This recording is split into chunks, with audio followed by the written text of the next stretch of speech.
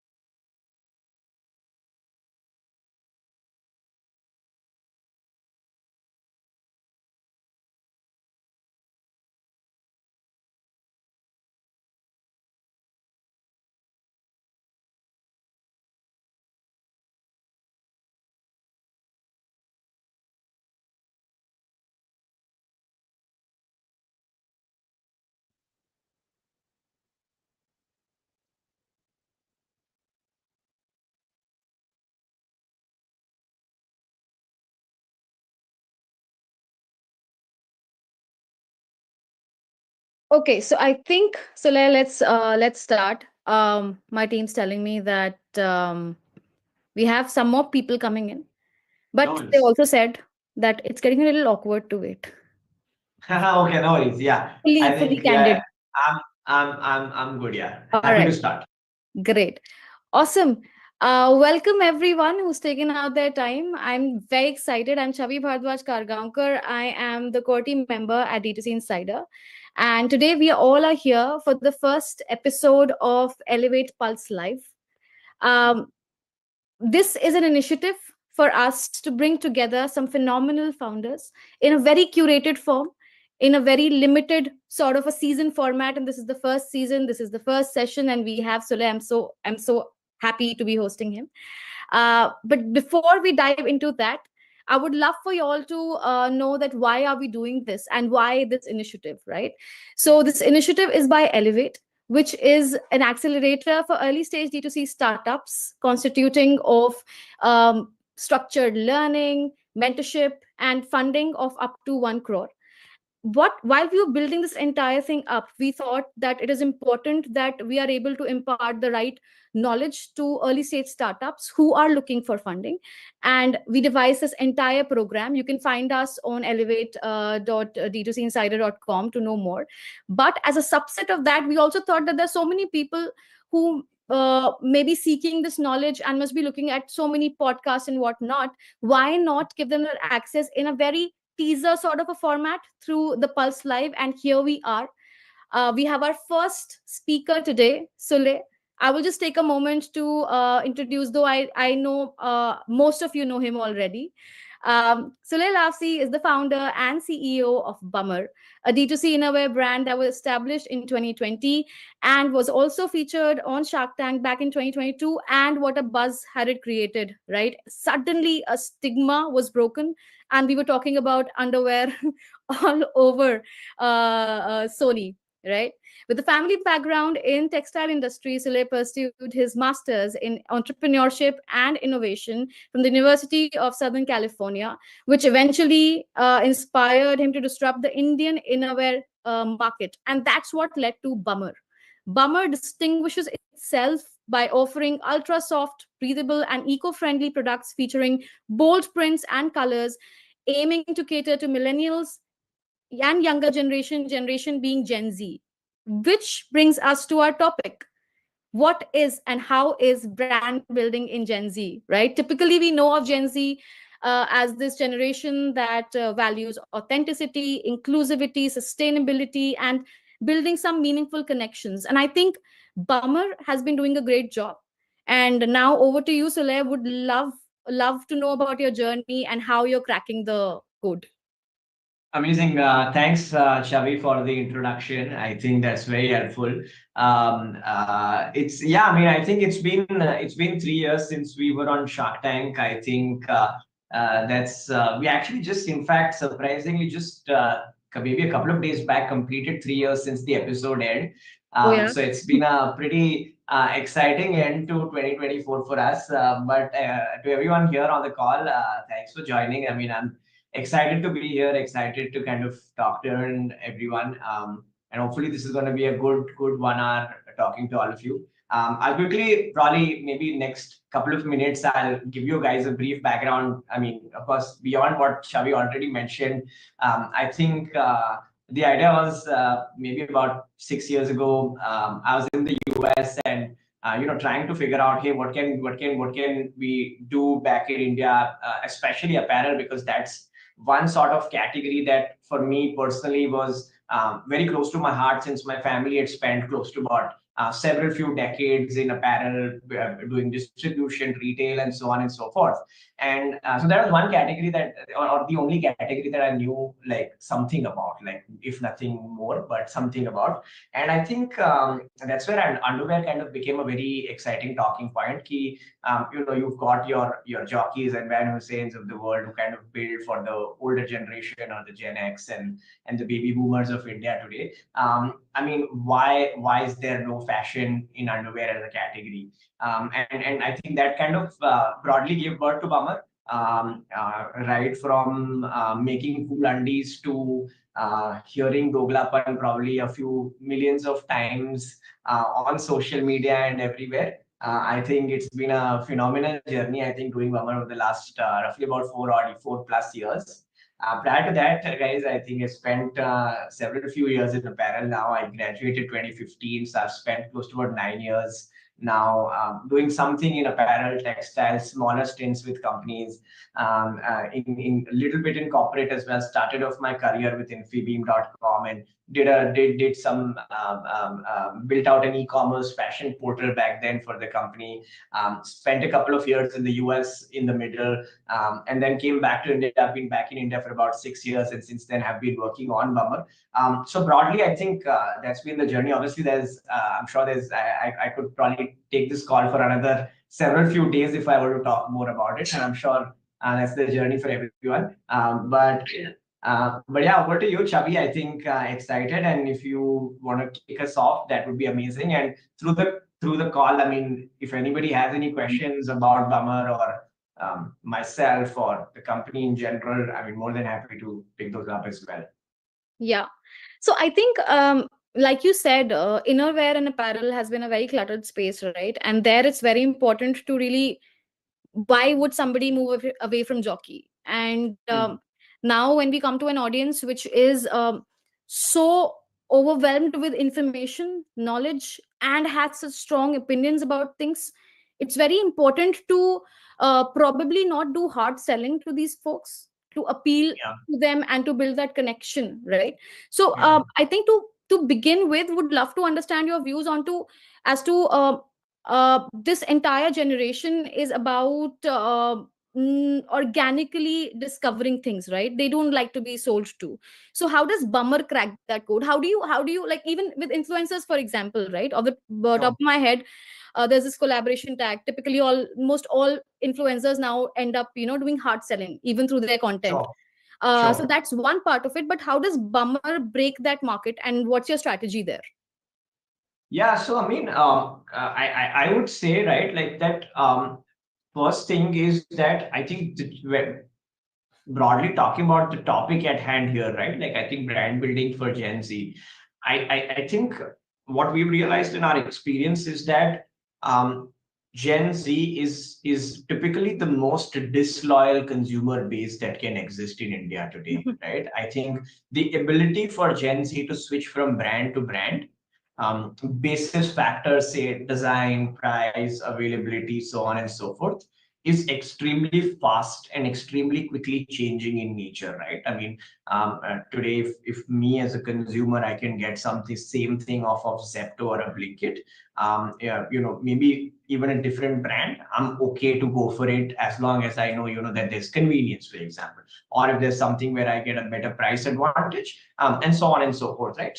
So quite frankly, I think for us, the journey has pretty much been evolving, and I think it continues being evolved as we go from time to time. Um, and the way we kind of today think of brand building is that our only right to win in this category is brand. बाकी तुम कुछ नहीं कर सकते ये category में, especially in categories where there are larger incumbent sitting, or and which is the case with today most categories. Say you are in F&B, say you're building something in accessories and beauty cosmetics. I mean, there are incumbents everywhere and there's startup competition everywhere. So essentially, your right to win typically becomes how well available you are to your consumers in terms of what is your channel, product availability, and sort of talent mix fit in terms of where you are as a brand, right? And I think if you can kind of really crack the code for these 3-4 key pillars, I think that kind of really becomes your only core right to win, to be honest, right? If I tell you that I'm making an extremely comfortable pair of underwear, it doesn't sell to the consumer, because jockey भी comfortable बना रहा है, इतने साल से बेच रहा है, they are also a comfortable pair of underwear. Now for me to go to a Gen Z and say कि नहीं मैं jockey से भी ज़्यादा comfortable हूँ, there are certain critical points which don't remain a hard selling point for the Gen Zs, because they Right. also know कि यार इतने साल से jockey कर रहा है, कुछ तो सही कर रहा होगा यार, right? So I think how do you strike that chord with the Gen Zs, or with the even millennials as a consumer? How do you strike that beautiful chord between building brand and building business? And I kind of see both of them as joint levers to kind of come together. And I think if you invest in enough in building your business, you should equally invest enough in building brand, because your investment in business will probably pay off in the short term. Your brand investments are going to continue paying in the long run to you. And I think that's how we kind of look at brand building today. We've done everything from influencer marketing to guerrilla marketing, and we continue doing everything. I think the ecosystem continues changing on a daily basis. Probably 3 years back, how we spoke to Gen Zs, maybe it's changed today, right? Maybe we need to speak to them in a different way today. Maybe keeping in mind convenience over price. Maybe 3 years ago, it was more about price and not so much about convenience, say, for example, right? There are certain sets of designs which worked extremely well 3 years ago. They probably don't work at that well today, right? Because everybody also then wants to follow the trend, right? Like Yeah. this Pantone color is in trend, or this is in trend, right? So I think as a product and as a channel, I think we've continued innovating. We've probably fucked up on a lot of places as well, but I think that's part of the journey. So yeah, I hope that answers the question. Yeah. So what I've understood is that it's not just so there's this way of building there are two ways of building brand, right?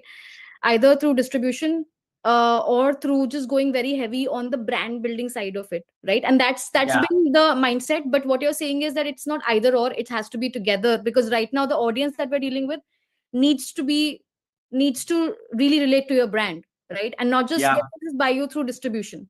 It has to So be a I think if I were to kind of sum this up for everybody on the call as well, right? Like I think probably when you're starting off as a brand, I think really start. I mean, it's so critical that you're sitting on inventory to mal bechna. You want to see that sales kind of really come through, right?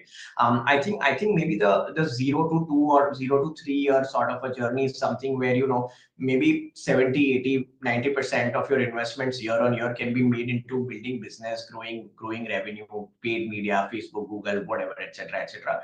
But parallelly, your budgets or your investments into brand building, whether it is content, whether it is distribution with content creators, whether it is offline distribution, whatever that might be, I think it needs to consistently go up to a point where, say, at a 5 or 6 year benchmark, in your life cycle, and until you hit a certain scale. I think both of those kind of need to become equal. And then as the journey progresses from sixth or seventh year onwards, maybe your investments in brand need to be far higher, and your investments into performance and paid media need to start going lower and lower. That is truly where I think over a say of 8 to 10 year period, typically you will see the best bang for your buck for the business come through essentially. I think makes sense. This really answers the question, because there are so many brand founders that come to us in the cohort while we're running Elevate, who have this problem. Like, I have like 1 lakh rupees. Where should I spend it? I need to do Yeah, content also, because it's everywhere. If you don't do content today, you're dead, right? yeah, But what's yeah, the mix? So I think a great insight there for everyone. Now, moving to another point that you said, right, that you have to follow trends, you have to be yeah. relevant, you have to stay relevant, right?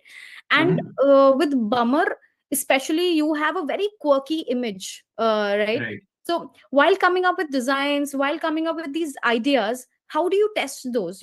How do you get the vibe Yeah. of the audience to know what to launch? So again, I would say that a lot of it kind of honestly evolves with time, right? Like, and by that what I mean is that when we started off with Bummer, 100% of the designs were all gut based. Okay. I mean, we had designers who were like or freelancers or friends of friends who were designing for me at the time when we started out. Um, and the biggest advantage there, I think, is that when you trust your gut, you know that you are taking the brand in the right direction, in the direction that you want to take it to. And I think why that really works is because you want the market to teach you over a period of time what exactly works and what doesn't really work, right? And I think for us also, I think the journey has been similar. We've taken most of our decisions extremely gut driven. Today also, I would say a lot of decisions on design, like look and feel of the product, etc., are like largely gut driven. And I think, however, now that there's a decent customer base, etc., we typically do like focus groups. We try and bring about 15, 20 odd customers on a Google Meet call once a month. We've got a customer support team that would typically kind of continue calling. We now, with over the last 1, 2 years, you got WhatsApp becoming like a big thing in marketing. So whenever we are evaluating, say, 3, 4 designs, but can't pick between it, we'll sort of pick a cohort of, say, customers who spend more than 5,000 rupees on the website, send out a poll to them, and kind of get their opinion on a WhatsApp poll, for example, right? So I think there are a lot of interesting ways you can kind of take consumer user generated feedback, I would say. But that can't be 100% of it. मैं अभी भी कहूँगा कि that is like 70-80% of, or maybe cap it at 70%. 30% of decision making still comes from the gut. अच्छा लग रहा है, brand पे अच्छा लगेगा, करते हैं इसको. Makes sense. Makes sense. Steve Jobs said, right, sometimes the customer doesn't even know what they want. That's where you come in, right? Yeah, To tell them. yeah, a lot of times. Yeah, I mean, quite literally, to be honest. And I think unless you actually show them the product in its raw flesh, sometimes or most of the times they don't really understand that this is something that I could have liked. Right. Right. And I think that really helps. Makes sense. Makes sense. So, all right. Now, if you have to think of, we have a lot of early stage founders even right now with us.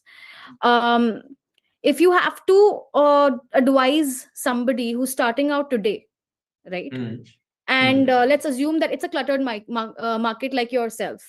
Uh, Okay. what should be the steps to really think about brand building for Gen Z in the Okay. current setup? Because see, you had a head start of say 4 years or more than Sure. that, right? uh, Sure. so you had a certain background at that point in time, and you've also had this background of say textile, so you understand it Mhm. really well. Okay. Think of Mhm. somebody who comes from, let's say, any background. Let's not restrict it to category specific, but in the current market, how do they approach brand building for Gen Z? Yeah. So I mean, look, I would say in fact it's gotten far more difficult today, not because the markets have become cluttered or there's too much competition essentially, but it's become far more difficult primarily because now you need to do a lot more things to build brand. Say originally, I think for a lot of people, the concept of brand building could have been, hey, let's have a cool social media page, and we'll work with some creators. We've got a aesthetic branding, logo, packaging, whatnots, and we've got the whole experience pretty much sorted for us, right? I just feel that while that has now today become just a hygiene metric, कि ये तो करना ही पड़ेगा, Right. right? And then I think you need to kind of build layers on top of it, which in today's cluttered market are the only real ways which will differentiate you, essentially, right? So for us, for example, right? I mean, let me give you a small example from Bummer. While we've not really done too much of it, but we recently launched vending machines for underwear at an airport, Right. right? Now, while that is a singular location, and a very narrow market that we've actually placed that machine in, the kind of impressions and the kind of people actually who are starting to talk about it, whether in positive light or negative light, doesn't matter. That's the only way I have been able to maybe lift myself by about say 5 or 7% above what the competitor is actually doing, essentially. Right? And that is still very, very relevant in today's climate as well. While I am continuing to do all my hygiene activations, once in a while you have to catch your consumer by surprise. And I Shock think and awe. that is going to be that one fundamental line that you do to really, really build brand for consumer, because especially the Gen Z. And I tell you, why this is so relevant for Gen Z, because the Gen Z really, really is very, very interested in knowing what new, unique, trendy, wild, weird things are happening in and around them, right? Like I think these are the buzzwords that kind of capture that attention. Yeah. So for you to actually try and be relevant, which is why if you see your marketing now on say IPLs and all also, people are starting to really get creative with the kind of marketing you're doing, because that is the only way you really peak eyeballs. So if Sure. you were to ask me, how can you catch the consumer by surprise? My dad will probably not be too surprised when he sees a underwear vending machine and will probably not talk to 10 friends about it, but the Gen Z will talk to 10 friends about it. Very simple. Right. Makes sense. So catch your consumer by surprise, and I think that is going to be the fundamental rule of building brand, in my opinion. Got it. Got it. So if you think about Gen Z, what would be the three sentiments that you think that anybody should tap onto for Gen Z? And that Bummer is Yeah, also done. So one is, of course, awe and shock, right? Take them by yeah, surprise. That's one. yeah. We touched upon Mhm. that. What would be the other two?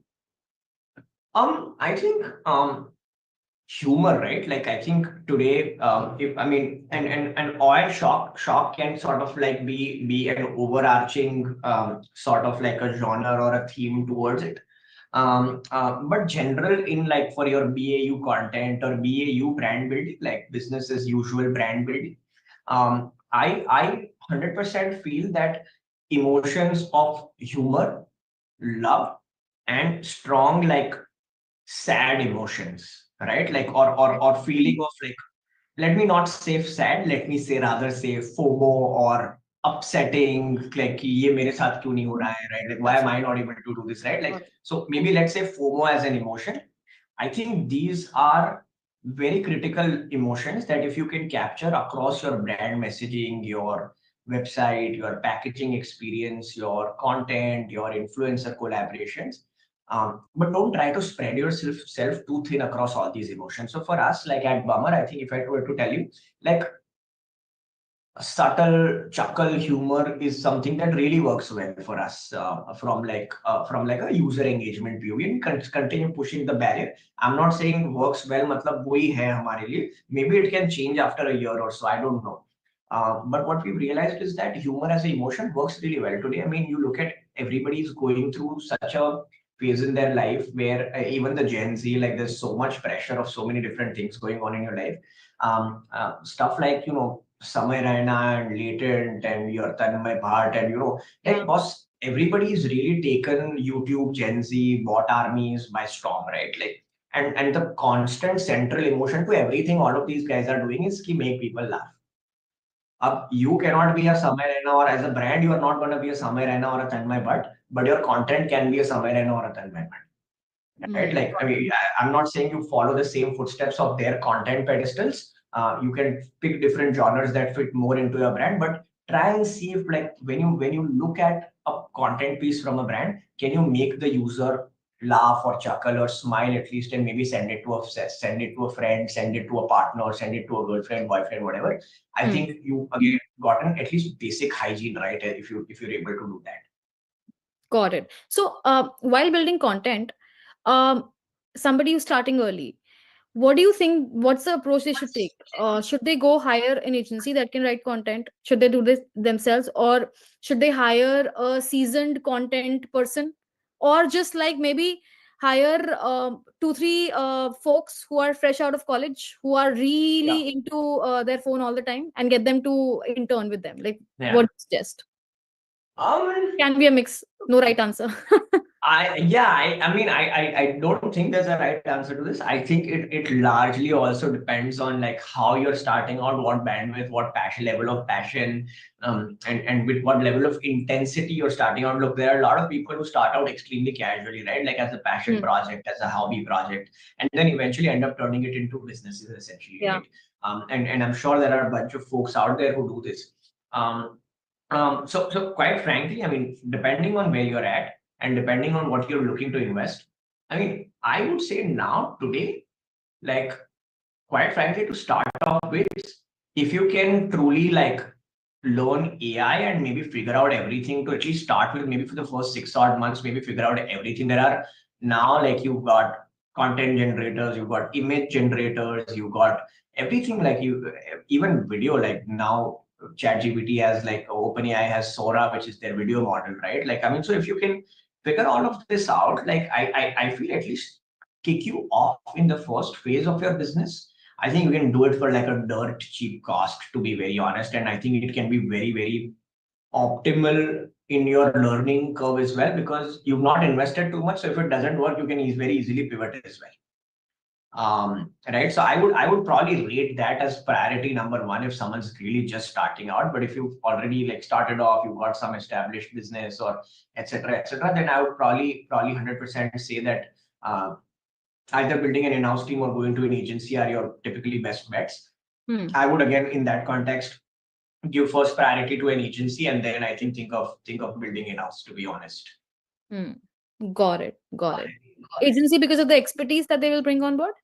Yeah, and like yeah, generally I think agency is far faster, far quicker in catching on to trends, what works, what doesn't work. They've seen it across other clients, so they've got a lot far more exposure essentially. And I think, I mean, if you try to build in-house, you need someone to write content, you need someone to design, you need someone to Yeah. etc. I know a lot of times, I think the biggest mistake that a lot of people make is thinking that if you hire a social media executive content, they can post it also, they can monitor and maybe to start with, that's okay, but I don't think that works in the long run, and probably you're not using the resources or the employee also in the right way if you do. Makes So sense. So doing that yourself and maybe use yeah, AI. I think so. It should be pretty easy, especially now with the advent of AI and so much happening. I mean, I don't see, and it's not like I've started anything in the last 6 months for me to say out loud ki bahut easy hai. But yeah, I mean, if you give it a shot, I'm sure it's not the end of the world. That's what I would like to say. Makes sense. Makes sense. Okay. All right. Now I think I will open up to folks because I see a lot of questions here, Okay. Yeah. right? Okay. And I would want to give enough time to everybody. So I think the Sure. first question here is Satija says, how do you find the Okay. So how do yeah, you I'm find also looking. finance? Okay. Yeah, I think I can see a question from Varun. Maybe how do you find product market fit? Right? Is that one right? Okay. Yeah, yeah, yeah. Hey, Varun. So yeah, I mean, I would say that, look, I think there is a product market fit. Is for me especially, it's like a slightly narrow term, to be very honest. I would rather rather say that you need to find like a product channel and market fit, because as happens as well, that there's a product but will do extremely well in D2C,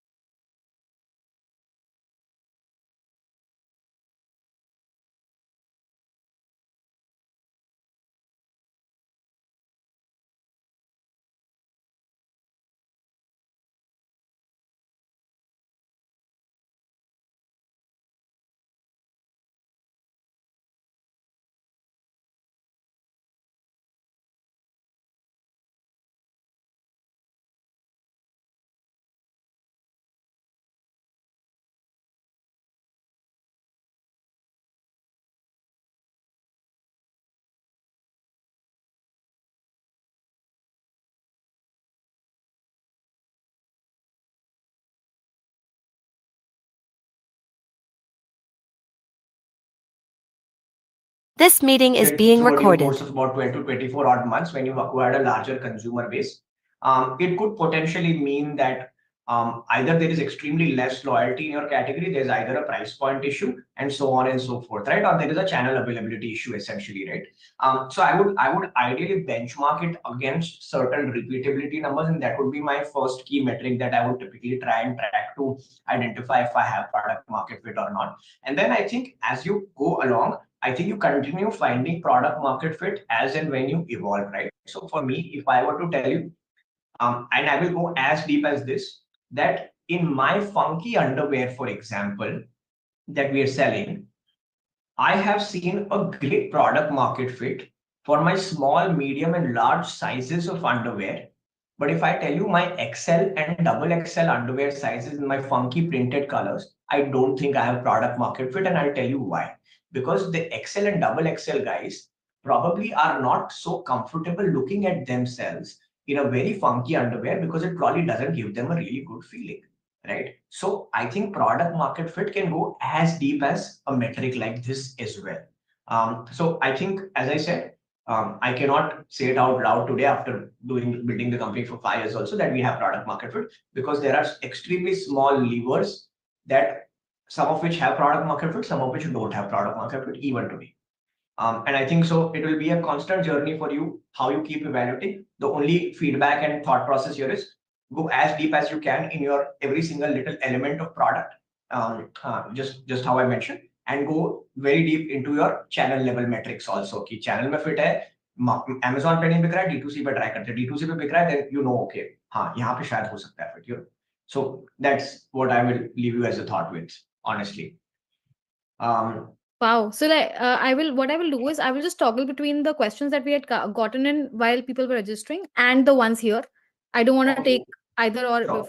So the next question that we got before was, are Gen Z ready for aspirational luxury? And this was asked by Sumir. Okay. Um, uh, Look, I think there's no right or wrong answer to this. I think aspirational luxury is a is a is a is a up and coming market. I don't think if there's like a very large market for it in India today. At least this is my opinion on it. Yes, they are ready for it. But I think it will be very difficult to build a very high LTV business in aspirational luxury, especially if you're targeting the Gen Z as an audience typically, right? You will see it clearly says aspirational, right?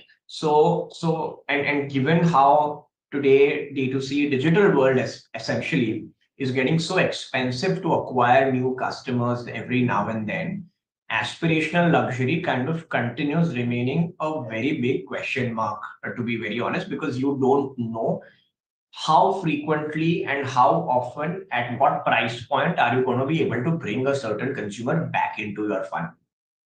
Right. And so, if I were to give you a short answer, um, I think it's a very tough market, and it's definitely very, very difficult to build it from what I understand and know. Got it. Got it. That's for you, Sumir. Next is from here, live audience. Nihal asks, has performance marketing helped you in starting rather than organic growth? Um, yeah, I think Nihal, look, I think it kind of really depends on how you want to build the business, right? Look, from day zero, when I think nobody really knows you and you want to start off organic, which is amazing, right? I think then I think the vision is far longer. Like it's a far larger vision. It's about a 10, 15, 20, 30-year vision, probably, because it obviously it's going to take a lot of time to get hundreds of thousands or millions of people aware about your brand or your product, right? I think what initially why everyone jumps into performance marketing and why it helps is because it gives in that instant gratification, to be very frank. I think the only problem is that after a certain point, when you can't let go of performance marketing, even after 4, 5, 6 years of running the business, and you just cannot let it go and keep pumping in more and more, that is when you have a unhealthy dependency, is what I would say. And us at Bummer, like in all candor, has happened to us as well, right? I'm sure has happened to a lot of D2C brands Yeah. probably out there. So if I were to tell you, like, if you can build organically and if you can do some interesting guerrilla marketing or like very, very interesting things from the get-go, and if you know that you can crack it in the first 12 months, amazing. I would say don't do like keep your dependency on performance marketing at the bare minimum. However, if you're sitting on a lot of inventory, you want to sell it out, you want instant gratification, I don't think you have any other option but performance marketing. Makes sense. The next question is from Mayur. He asks, what's your take on email marketing? Does that drive enough repeat purchase or enough revenue? Okay. Um, Mayur, so I think in 2021, 2022, email marketing did phenomenally well for us. We were using this tool called Klaviyo. Um, it's a great tool, but like really expensive as you scale along.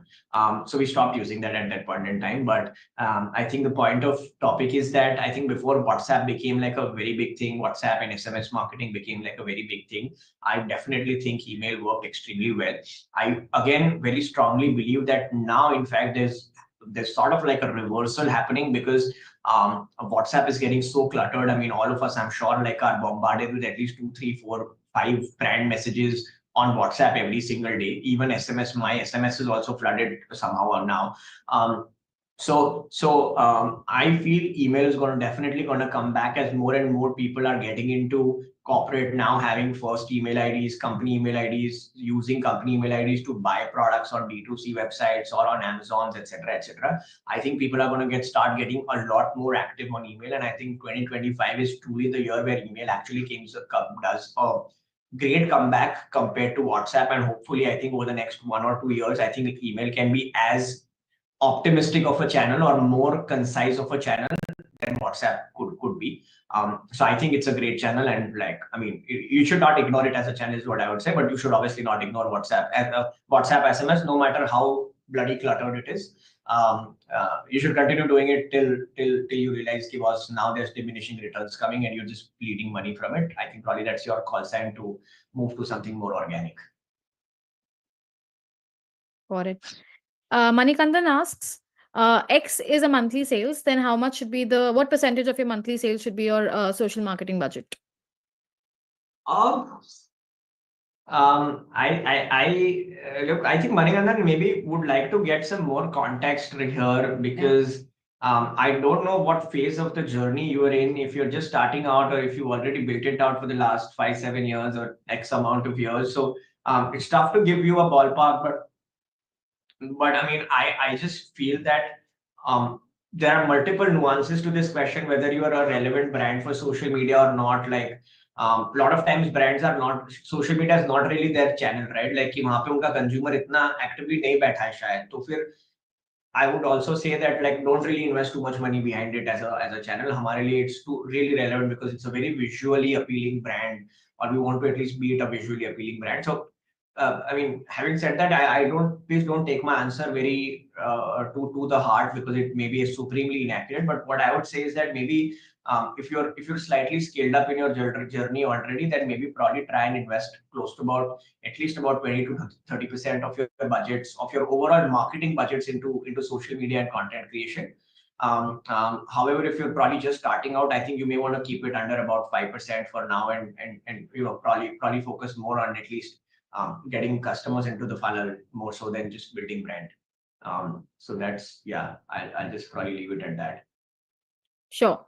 So we have Sahil asking, he'd asked this that there are a lot of incumbents like Jockey, UCB, they're coming up with quirky ranges and with good quality, etc. Then how do you maintain a USP? And I think this is, he's asked it with respect to Bummer. What I would want to ask is for anybody who's building out, right? It's very easy for folks, for say a bigger fish to replicate whatever USP new age brands are bringing in. How do you stay relevant? And how do you maintain that USP? Sorry, Chavi, I lost you there for the last 30. I mean, I still can't hear you. Hi, am I audible? Can't hear you. Sorry. Yeah, I think you're fine now. You're fine. Lost you there for the last 30 seconds. Can you Uh, repeat? yes, yes. So we have a question from Sahil. He had said that companies like Jockey and UCB have quirky ranges. They also have good quality. How do you maintain your USP? And what I was adding to that question is that that is for Bummer, but for any new age brand, how do you stay relevant if a big fish sort of replicates what you are doing? How do you maintain? Look, I think this is a very, I mean, very typical question. Look, I mean, I would personally, look, very frankly say that I don't think things like USP and differentiating factor and like what stands you apart kind of like really are like too relevant in today's times, unless you're like an absolute innovator on product, right? कि तुमने मतलब you made some like banana fabric और उससे कुछ कपड़े बना लिए or whatever, right? Like, I mean, something that the market has never really seen. So unless you're like an innovator, I don't think anybody in today's market really has a differentiating factor or like a particular USP of sort. So for everybody operating in cluttered categories, I think the right to win is brand, right? As I was saying earlier as well.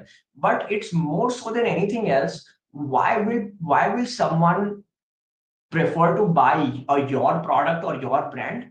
Is because you're offering a breath of fresh air into a category that had never seen that freshness in a very, very long time, right? And then, freshness is one thing जो बहुत छोटे short term के लिए चलती है, right? So as a brand, then it becomes your job to continue instilling and breathing that freshness into the category from time to time. Either it can be design, product category, marketing, maybe the way you build your content, maybe the way you communicate your product, etc. It's the small levers also that have a marginal effect on these kind of things. But today if you tell me कि ओ jockey तो कल 100 करोड़ डाल के bummer जैसा exact replica बना देगा, bummer 2.0 ही नाम पे बमर 2.0 रख देगा, ट्रेडमार्क भी कर लेगा, सब कुछ कर लेगा, ठीक है, तो फिर तुम क्या करोगे, right? I don't think that's a relevant question at all, to be very frank, right? Like, I think because that can essentially happen in any industry, any category that you put your finger on, to be very honest, right? Um, so I think you really have to figure out your right to win as brand, as by being different, by being fresh, by being by just, you know if I were to say this in the most simple terms, product तुम्हारे जैसा कोई भी बना लेगा, तुम उसको कैसे, like, we are all marketing companies at the heart of it, we are not product companies. I think unless there's someone who truly has like R&D capabilities and innovation capabilities, whether in food, beverage, skincare, whatever you have, unless you have those true capabilities and you are a engineer at heart or a chemist at heart, I don't think there's really anything you can do more. You truly have to become a marketing company at the end of the day. Makes I absolutely loved what you said about being a fresh air in the category, right? Breath of fresh air. I think Yeah. if we keep that close to our heart, we'd keep innovating, and there'll be like so-called new USP every month or every quarter, because we have to keep changing. I think people forget that something that's relevant about 2 years back is not going to be relevant today, and you have to keep evolving. Yeah. And people will come True. and steal what you started about 2 years back, and if you don't evolve, you'll dead. So yeah, makes sense. I think very very well put. So we have a question now from Adriana. She is actually asking about your Bummer Buddy program, and she's asking if the you how is that going, and if you have any learnings to share. Yeah, I mean, I think Adrian, a great question, and I'm glad at least, I mean, you know about the Baba Buddy program. And we didn't really market it that well. I mean, I think. I think the program kicked off really well when we first did it, probably about 2 odd years ago. We got a bunch of buddies who signed up and were doing regular content with on a regular basis. But I think through the course, it became far and far more difficult for us to kind of keep identifying people who joined the program and were willing to build content in their innerwear. I think that's one of the drawbacks that I think we as a category have had overall, just finding right people, good people with right distribution who would work with us and also build content in innerwear. That's unfortunate. However, I feel as a philosophy and as a model, um, this program can work extremely well if done well. I don't think we did it well. It's almost like a negligible program for us at this point in time, barring a few buddies that still exist. But yeah, I mean, I think that's probably what my feedback is. I don't think there were any problem with the program in itself, right? I think it's a phenomenal program, and I'm proud that we did it as a program, but I don't think we executed it well, to be honest. So execution is key in that case. Like, Absolutely, 100%. And more so than execution, I think consistency also, right? I think if you yeah. pick up something that you're extremely bullish on, very excited about, make sure that you do it consistently day in, day out. If not, I mean, and I think that's what happened with us, quite honestly. We couldn't give it enough time and mind share. ठीक है, makes sense. All right, so we have Sahil Vora, who also happens to be our Elevate Cohort 3 member. He Okay. is asking that is Gen Z more motivated by story, vision, and emotional aspect of a brand or discounts? Hmm. Yes, I mean, I recall we went to NMMS together. Hope all's well, man. I just saw that. Damn, amazing. Wow. I don't think I've spoken to probably Sahil in the last 10 odd years since we came out. But yeah, Oh, you should amazing. try So the cookies he creates. Moose the brand.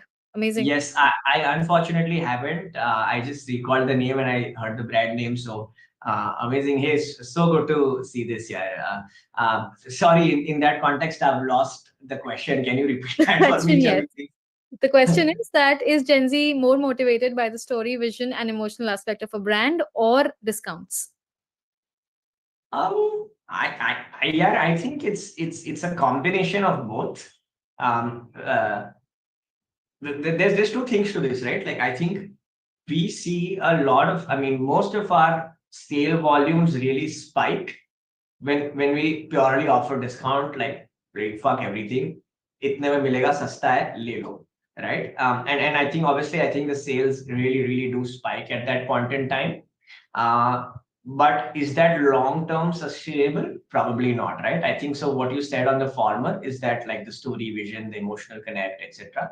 I think that really digs into like the longevity of the brand. And if done right, in my opinion, right, like today when you see like a brand like Zara, for example, offering discounts, right? I think for them, like there's such a solid fit of like the story already being so well connected, but also at like an affordable price. And that's like a best mix you can get as a brand to like build brand, build sales, do everything that you always wanted to do, right?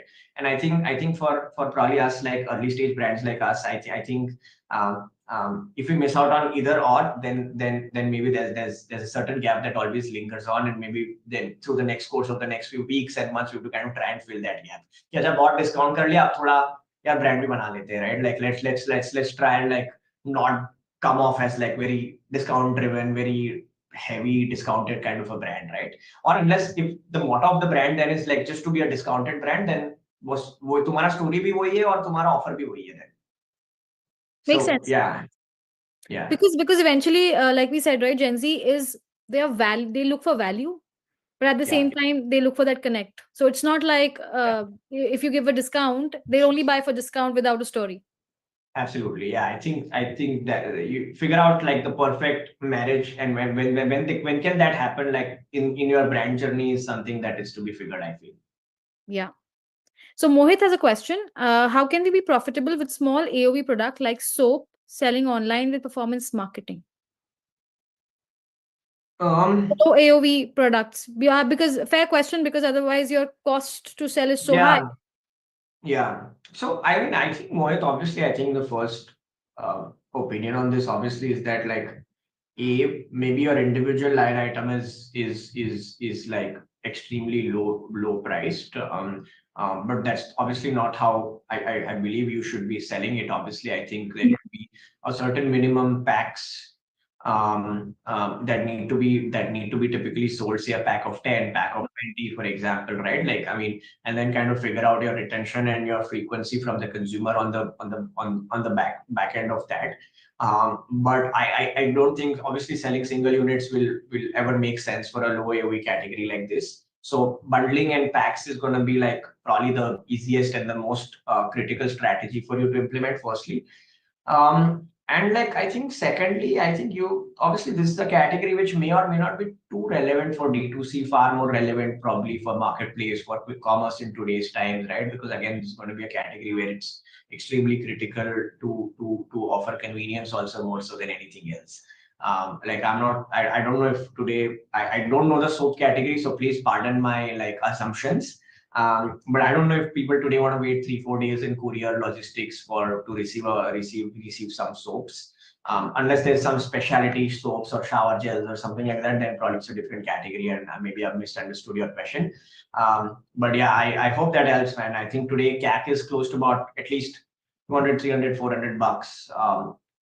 At least, I mean, on the bare minimum, again, depending on AOV and category, but I don't think it's very easy to be profitable in a category like yours with a lower AOV. Okay. Ashok asks, how much on an average does it cost to get a space in airport? And primarily, do you consider it as a marketing or a sales activity? He needs all the teeny weeny details right here. Yeah, yeah. Hey, Ashok, so I'll probably try and skip the first one, man. I am more than happy to connect you to someone at the airport and you can figure it out. And I think second, to answer your question, the second question, it's 100% a marketing activity. Sales, even if I tell you, because the vending machine has been 2 months, it's probably not even done like half the sales of what I pay rent. But I'm still gonna do it for the next 6 months, right? So yeah, I mean it's purely like a sunk cost, but I think it's drawing the eyeballs that we expected it to. Harshit asks, should we consider doing affiliate marketing for sales? Does it really work? Just one point. I think it's best if people also write their business that they're in, because then he will be able to answer it. It'll be more Yes, that would be contextual. far easier. Yes, please. Yeah, but Um, yeah, I mean, Harshit, I think affiliate marketing is great, man. I think most affiliate marketers, typically today are literally only doing coupon distribution, which I'm not too sure if is like the best way, but I 100% think you should do it. How much can you scale from it? I think affiliate can always be about 15-20% of your overall business, but I don't think it can be 100% of your business. But that 15-20% is also like super nice, super critical. We do it on a decent scale. It does well. Very bad margins because you have to give decent amount of discounts. But I think after a point it has now become like a bread and butter कि ये तो करना ही पड़ेगा because सब लोग कर रहे हैं, right? Like a lot of things in D2C today or like online business have become like हाँ सब लोग कर रहे हैं तो like at least to stay relevant we have to be there. So it's just I think the unfortunate side of things is what at least I feel. But yeah, man, I think I hope that helps. Yogesh asked, should we initially start with product and later figure out the right one, or should we conduct market research beforehand? Sorry, can you repeat that? Yes, should we initially start with product and then later figure out the right product, or should we conduct market research beforehand? Um, This is like a chicken and egg question. I don't know कौन पहले आया, but I would say that you should narrow down on a product that you want to launch with, do market research on it, and then see if it's worthy to launch or not. I don't think it can be like an either or question in my head. And if there's not enough like market readiness in your opinion from the research that you do, then you probably move on to a different product. But I think 100% you need to have like a couple of products in mind that you want to kind of take to market and maybe understand, hey, will you be willing to pay a certain price for this? Are these like problems that you face? Are these like benefits that my product can solve for you? Is this the kind of convenience? Maybe these odd set of critical questions you can try and figure and get answers to, at least from like a bare minimum subset of about 100 people. So I think the rule of 100 is very important and very critical for me. This is something I learned when I was in college studying entrepreneurship, and all my professors kind of taught me this, that unless you validate something with the bare minimum of 100 people, it's not really validation. And I've kind of followed it. I don't know if it works or not, but I have followed it. So you might as well. So yeah, I hope Yogesh, I hope that answers your question. We have an interesting one that's come as a Okay. comment to us. What are your views on running ads on Meta with a CTA on Amazon? Yeah. Because there's no tracking. So then does Yeah. that really work? Yeah, no, I think 100% it works. I don't think it's a long-term strategy, but it definitely does work.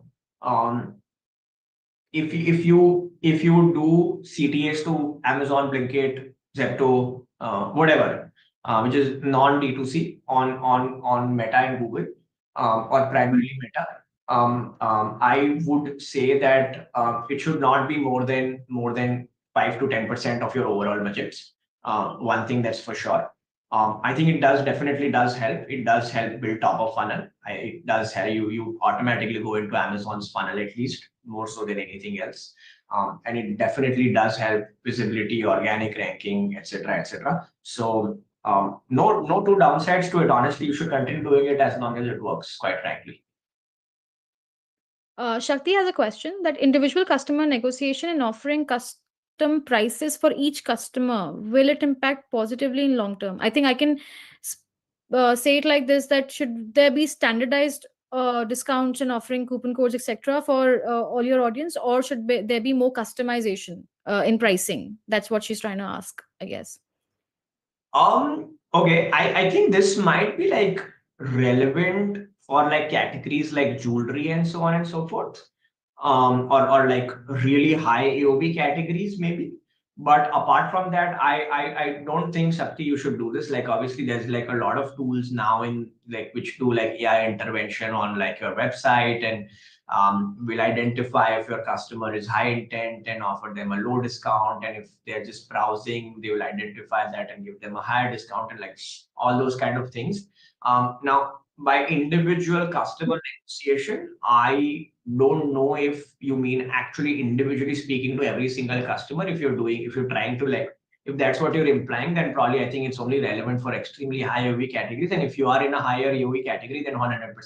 I know like a bunch of folks in D2C online jewelry, like higher AOV jewelry, like selling real jewelry also, who typically like do individual negotiation with every single customer, because obviously I think there is a far higher, like even a couple of orders a day is like massive revenue essentially. So yeah. Correct. We have another interesting question from Adriana. Which sales channel are the most powerful for Bummer? So, for example, Amazon, Myntra, Zepto, or your own website. And if you could drop one, which one would it be? It's a tough one.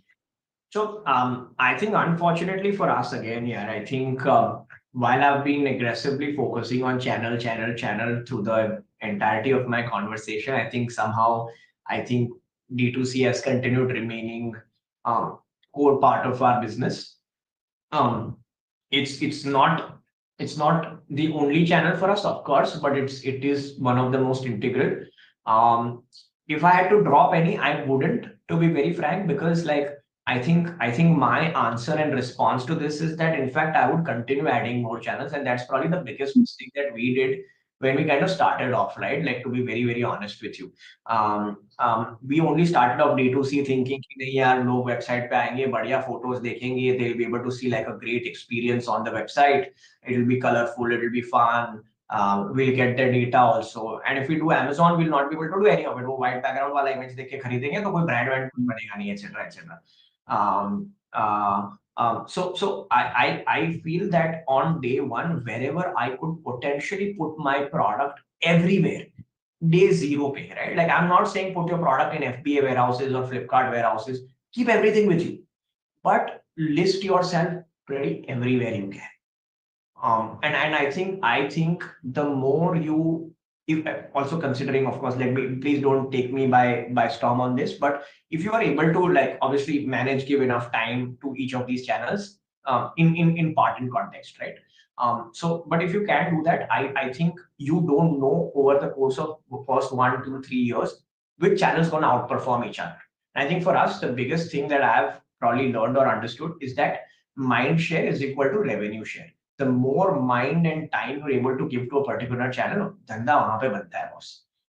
Right? And for me, I give 100% of my mind only to D2C from day one, and that is probably where we messed up a lot. So if I were to answer your question in a nutshell, I would say try and do everything. And today, if I had an opportunity, I would go even further, given the resources and the bandwidth that I have. I would try and do, like, I'm pushing for every single channel that's available out there in the market today, just so that I have visibility, whether it drives sales or not is secondary, but someone or the other, even if 10 people on the daily are discovering me on a new channel, that's worth the time that we spent behind it. Okay, interesting. I think makes sense, and I think for all of us, primarily, it's important to really focus on at least our websites, because most of these people who are attending here are D2C brand founders, right? So, Sure. till the time you do not have that enough revenue share on your own website, um, and you don't crack that in the long term, a lot is not going to make sense. But at the same time, like you said, right? Given the time and bandwidth that you have, just make a decision and then experiment.